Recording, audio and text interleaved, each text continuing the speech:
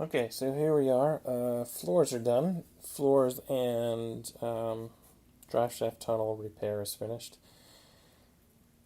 Here is going to be, to me, it was about 1 day of work, but I ended up working literally like 14 hours. So I'm actually going to cut this 1 day into two and say it's two just because I worked pretty much nonstop besides like dinner. Ended up working through the night, which is sometimes a bad habit. Um, Before I came back down to the city. All right, so here's the rear valance, and I do have a new rear valance available. I decided to just repair what I've got with some modifications. So here, you just saw me take a picture.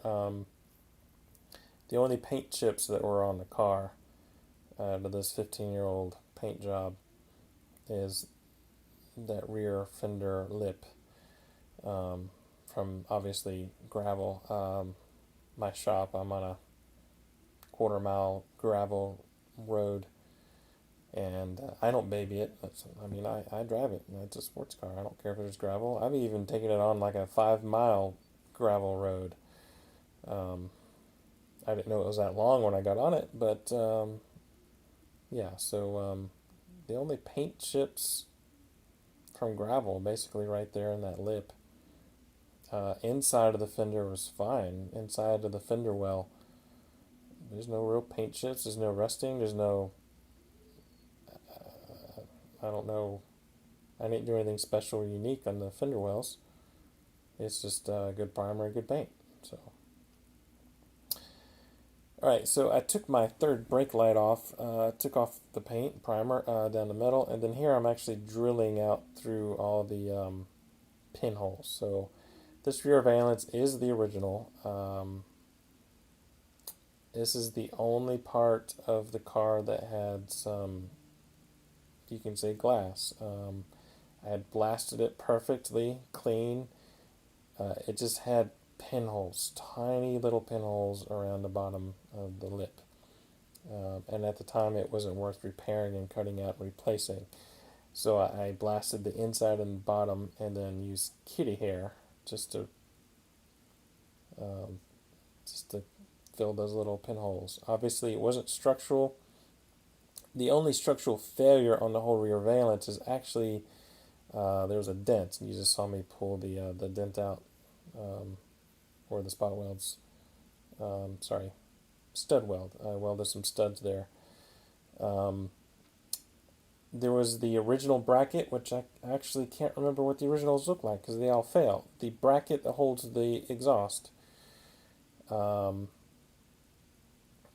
the That bracket that holds the exhaust usually rips out, and I ended up just adding another piece and reinforcing it, and I think I even brazed a small section right there. Then again, it was at the very bottom. It wasn't very structural. Um, I was actually broken and employed when I did this last time, so I was fine with it then. It was acceptable at the time. Um, so now I'm just thinking, doing a game plan on what to do. I welded a reinforcement right in the middle section there, so when I do cut it out and redo it, it still keeps its shape. So um, there, I cleaned the lens. Alright, so just doing some measurements and just doing some marking and doing a game plan. So I ended up basically copying what I did with the GT6 Plus. Instead of having the spot weld lips externally, I do a 90-degree bend internally with spot welds on the flat section of the floor. It's hard to explain. You have to look at the pictures on Facebook. All the pictures, all the photo galleries. There's a photo album on my Facebook page that shows close-ups and pictures. Obviously, this is a time-lapse video. You can't really see close-up, and I'm not taking the time to move the camera every time I work on something. Um, it's a lot of thinking. The valance does have a curve all the way through the bottom, but the first 18 inches I'm making it flat because I've been looking for a new third brake light. The third brake light that I have is actually it's an LED light, and I bought that in college, so that was in the 90s. So it still works. It's crazy. LEDs last forever. It's not the small LEDs like they are that you can buy now. Obviously, it was those tall LEDs. You know, the old ones, embedded in plastic. And that third brake light is awesome. You don't see it. It's under the tag. Because my car's been rear-ended and totaled before, the guy didn't think my brake lights were brake lights. He thought they were tail lights. So first thing I do is add a third brake light. It's not noticeable, but the LED is so bright that you see it, even though it's under the tag from your point of view, unless you're actually bumper to bumper to my car. The third brake light is awesome. It's a great location. It's hidden out of the way, but when it's on, it's obvious. So the first 18 inches right in the middle I'm making basically flat. So I'm taking that curve out just to help me with the third brake light. I've been shopping for a new version. I haven't really found one. I could 3D print a new one or use the old one. The old one has a couple of cracks in it, but I may be able to copy it or reinforce it or repair it with epoxy. Um, I'll worry about that later on. I'm going to keep my eye open for a new third brake light. The third brake light that I have is actually for a roof mounted for like a truck or a van. So it's top mounted with a light sideways. Most of the third brake lights you see on Amazon are for like trucks that are embedded in the cab. So it's not top mounted 90 degree or say 75-degree angle light. It's yeah, so all the cab ones that I've seen are for actual press stamped truck cabs. I need like an 80s or 90s style third brake light. So I cut the center section out. Now I'm just cleaning and taking out all the kitty hair reinforcement, bodywork, body filler. Obviously you can't weld with it. That was the only glass. It's still Bondo is a resin. Bondo bodywork body filler is a resin. It is a fiberglass resin.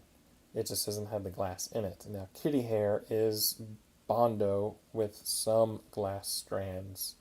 It's not full matte. It's just slight strands of hair,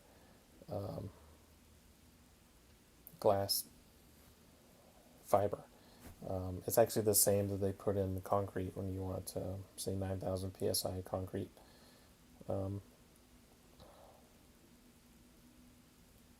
So it's not like I added fiberglass sheet. There's no fiberglass on any car that I put on.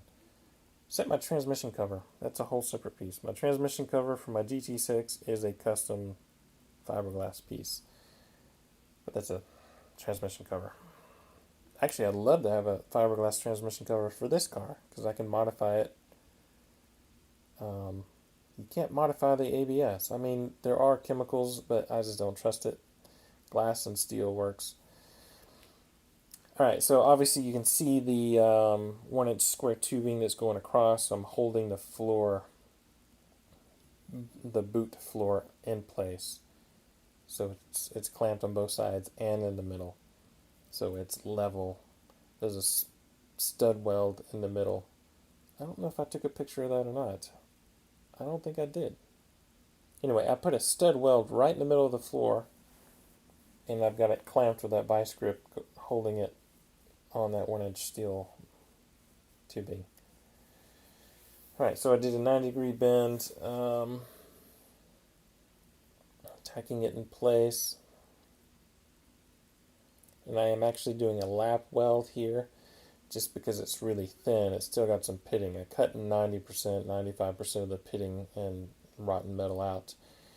Later on, I actually do a whole nother like 2 by 3 inch square fill patch just because there was nothing left of the sheet metal. I could just push it in with my finger.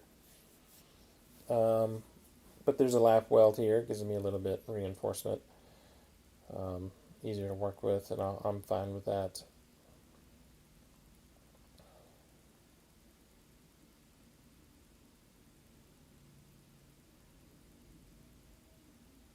You just gotta know what's acceptable. A little bit more time, a little bit more time and effort. Obviously, I could have put a whole new rear valance on.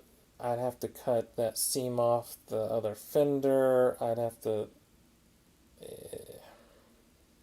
I have done them before in the past.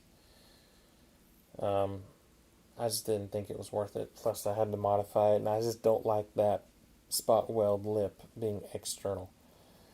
It's more wind resistance. It's more soot from the exhaust that gets trapped behind that little lip. And I have seen other people fiberglass that over. Or, I mean, this is going to be a perfectly steel, solid piece.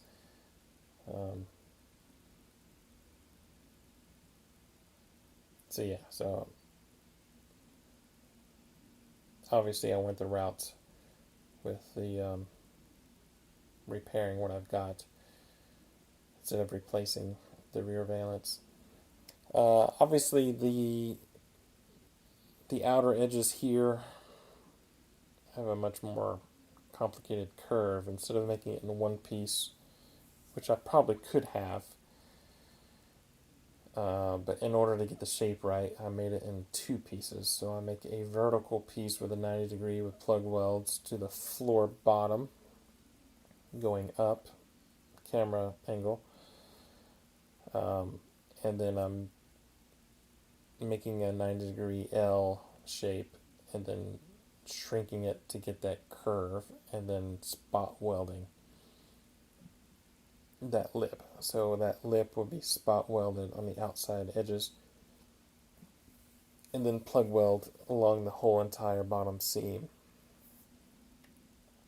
with that drop down to the floor pan.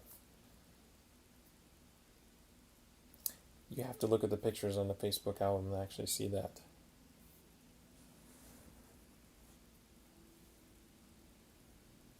So today is 5/30/2020. I'm actually watching SpaceX, hopefully launching the first new crew launch to the International Space Station. I think they have another hour to go before they launch. So I'm just kind of got that in the background. Let's see if the weather delays the Dragon crew launch for today. Like last Wednesday, I believe they canceled due to weather.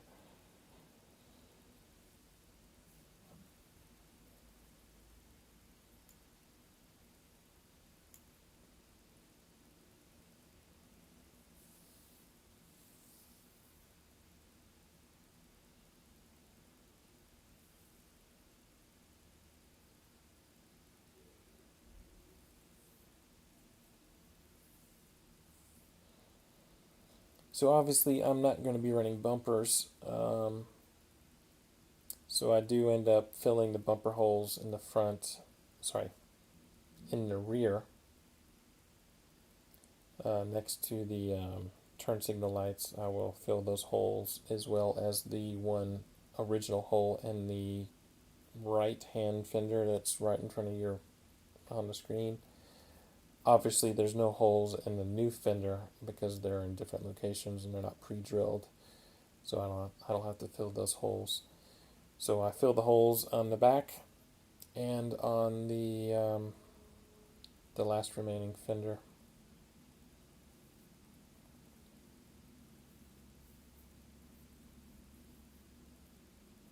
And there's some pinholes, of course, in that fender. So later on, you'll see me do a rebuild of that corner, inside and out. So there's about 3 pieces that go inside that bottom rear fender, plus the lip cover, the seam cover. So a lot of tweaking. So I've got it tacked in place. There's also a very large, about 3-inch square hole from the center of the floor that was ripped out and damaged, I think, from the exhaust originally. And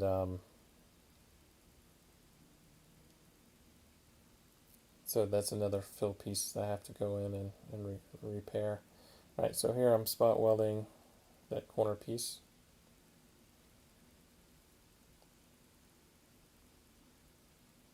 So this is a 2-piece panel, and that's hot too.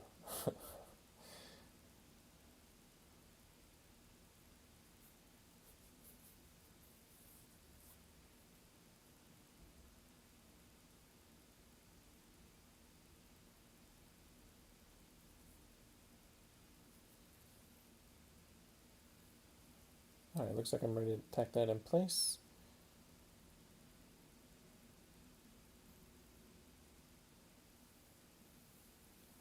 Seam weld the ends together.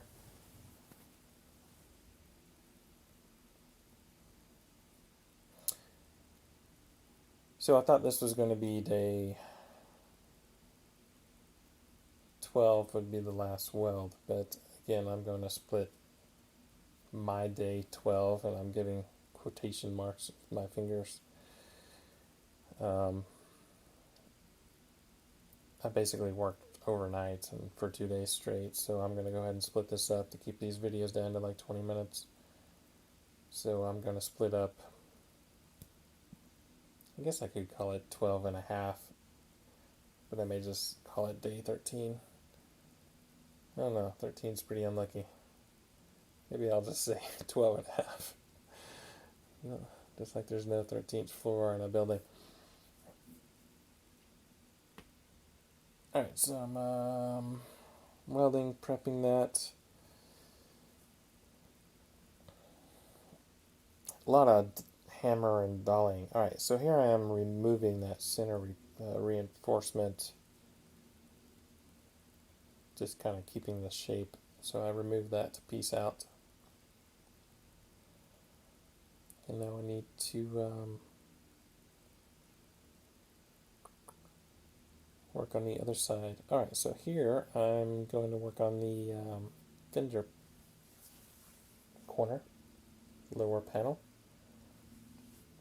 I'm taking the lip off, the original seam cover. I'm only taking the bottom half. The rear half is still solid, complete, pretty much rust free from what I can tell, so I'm not going to cut that off.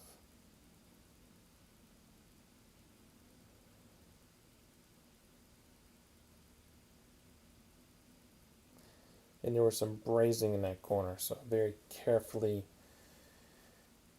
get my cutting wheel and I carefully grind off the brazing without taking off the steel. You don't want to be welding next to brazing. It basically explodes. It's not pretty. Doesn't feel good either.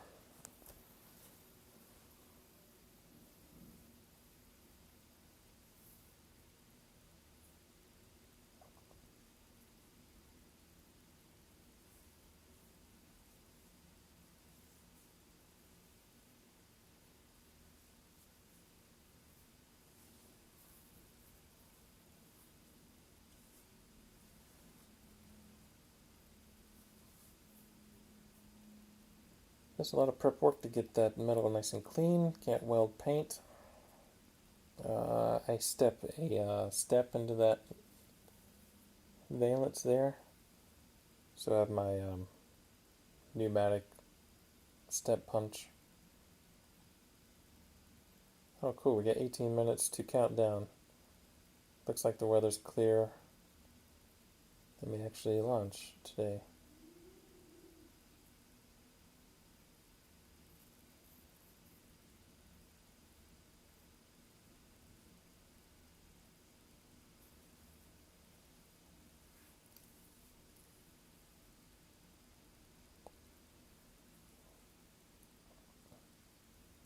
Alright, so I basically copy the same pattern as the other side, just mirrored.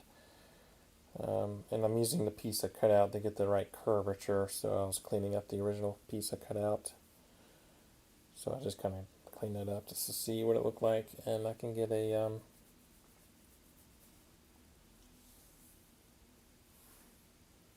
good curve out of it.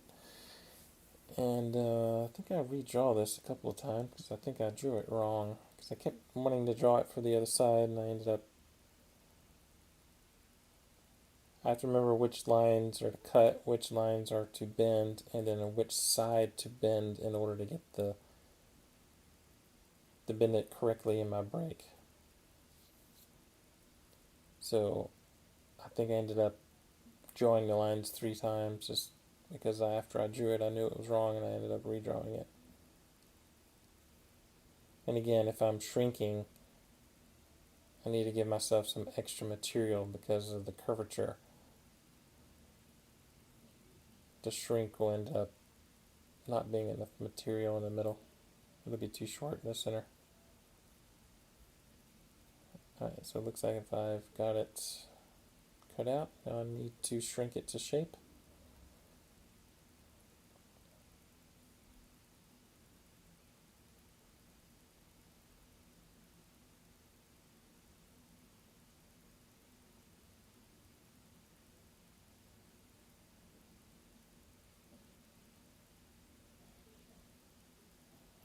Alright, so it looks like I've got that bottom valance done, at least mostly there. Now I'm tackling the fender.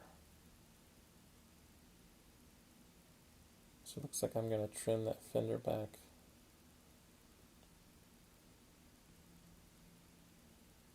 No, I'm doing the inside piece, not the outside piece. I'm going to match those up.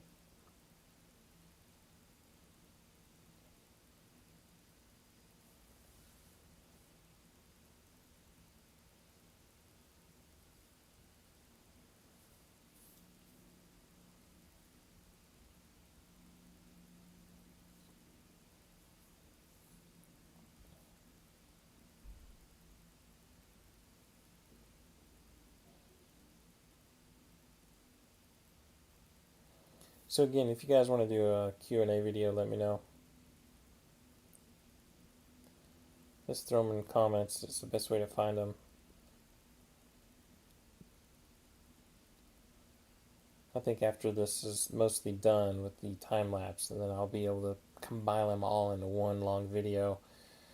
But obviously I don't want it that long because you can just watch them on a video, so I'll speed it up so you can see this really fast time lapse like you see of that Spitfire engine disassembly, which was really cool. Obviously they that took a lot of time to do that engine disassembly video just because they're not in frame. They got to be out of frame every time they take a shot. I don't know how they did that. I don't know if they actually did stop motion or they just filmed it,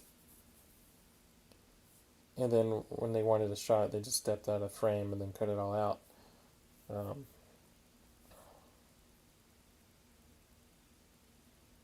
Again, the art that I'm doing is the metalwork in the car. I'm not filming.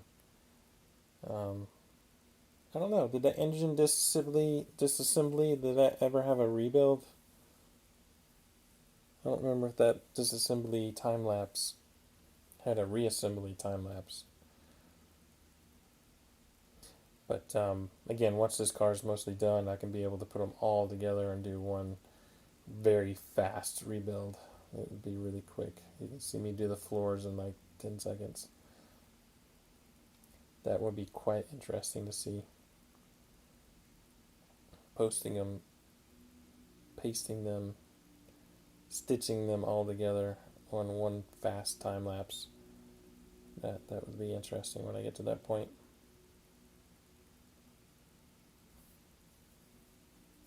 Alright, I'm going to end this video here. And then let's go to day 12 and a half. Oh, looks like my welder's acting funny.